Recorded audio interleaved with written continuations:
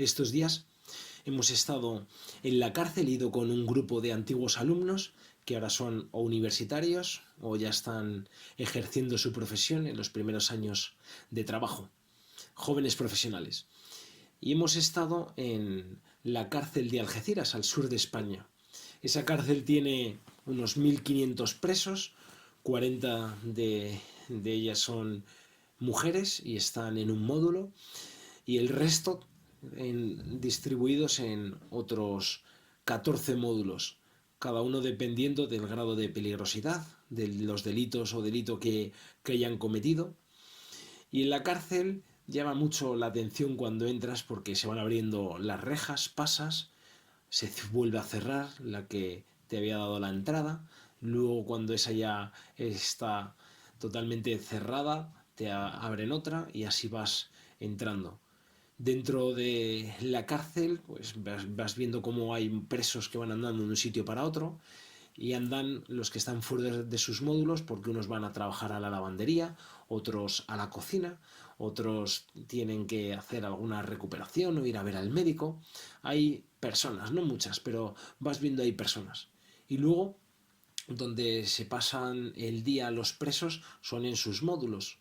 Son pequeños edificios en los que la parte de arriba están las celdas, unas cuchitriles bastante pequeños, y en la de abajo tienen un patio interior, un campito de fútbol, donde muchos se dedican a pasear muy rápido. Aparte tienen un comedor que durante el día está bastante limpio y pueden estar allí jugando a las cartas o a las damas. Otros se tiran en una especie de hall grande hablando por teléfono, o tienen una especie de economato en el que pueden comprar comida, porque la verdad es que dicen que en la cárcel se pasa bastante hambre y el que es pobre lo pasa muy mal porque no tiene ni siquiera para taparse ahora en invierno ni para comer abundantemente. De hecho, uno de los presos nos contaba cómo él, cuando estaba en su pueblo, en la línea de la Concepción, un día en un bar hubo un pobre que se acercó y les pidió algo para comer. Eran dos, y el otro le respondió que no tenía nada, y este contaba que era mentira porque sí que tenía. Pero a él le tocó el corazón y dijo, pues yo te voy a pagar lo que tú quieras comer, pide, y después el camarero que me apunte a mí lo que has gastado. Y cuenta cómo con los años pues el pobre entró en la cárcel por una pelea que acabó muy mal, una pelea que de una persona, pues bueno, ahora no viene al caso, pero que había intentado robarle a él y a su novia, y al final, pues bueno, acabó en la cárcel. Y dice que dentro de la cárcel estaba el mismo pobre al que había pagado el bocadillo, y a él no le reconoció. Y un día que tenía mucha hambre y el otro le dio de su dinero porque este había tenido ese detalle con él fuera años atrás en la calle. Pues te encuentras historias de este estilo, señor. Son historias, muchas de ellas bonitas y muchas muy duras.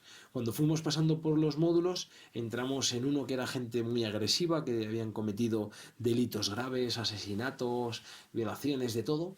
Y cuando pusimos un pie dentro, empezó todo el mundo a rodearnos, a mirarnos muy mal, con esa cara desafiante, que ardían sus ojos en odio, y nos decían, fuera, fuera, ¿qué hacéis aquí dentro? No os queremos. Veían al sacerdote de la cárcel y también me veían a mí y a este grupo que íbamos juntos.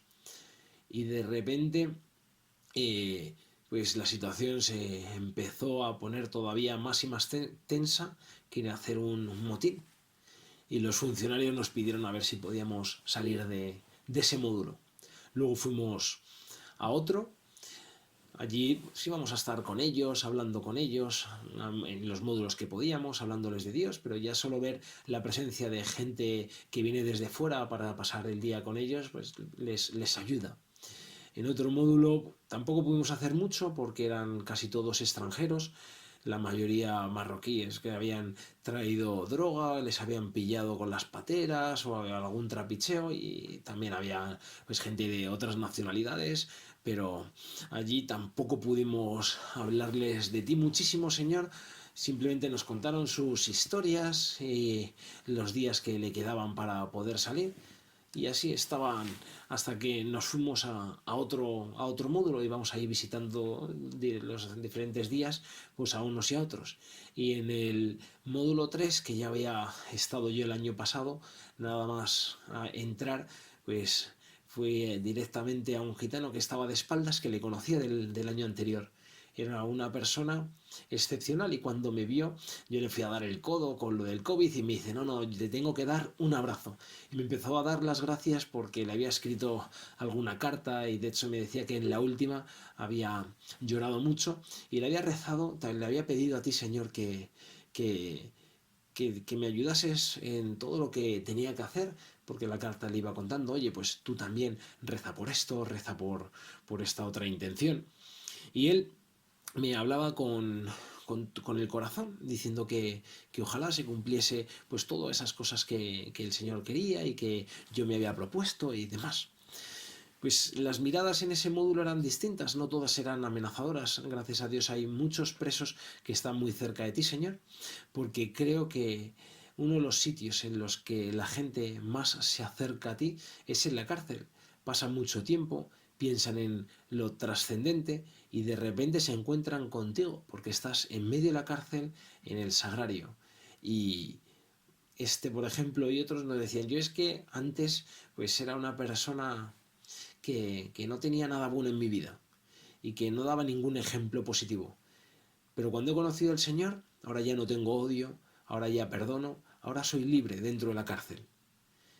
Tuvimos catequesis también, que les estuve allí contando historias, hablándoles de ti, de acercarse al Señor. La verdadera libertad es la libertad de hacer las cosas bien, la libertad de no estar esclavizados ni por la cárcel, ni por el pecado, ni por el demonio, claro. La libertad de los hijos de Dios, que podemos ser libres aunque estemos en esas circunstancias. Y la gente, mientras iba hablando, iban asintiendo, cosa me llamó la atención, porque normalmente donde predicas, pues la gente no va afirmando positivamente lo que vas contando.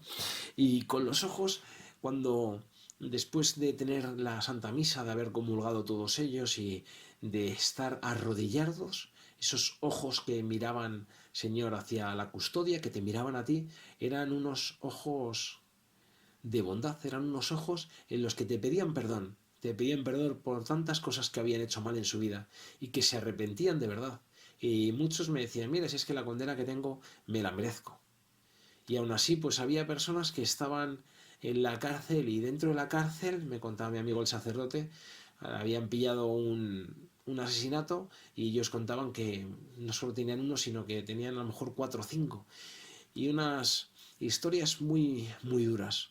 Gente que también estaba en la cárcel injustamente, personas que sufrían mucho, pero que te encontraban a ti, Señor, y que te querían con locura, que se pasaban la noche levantándose en algún momento para hablar contigo, para rezarte. Pues ojalá, Señor, que nosotros también tengamos esa mirada de bondad, de misericordia para pedirte tantas cosas.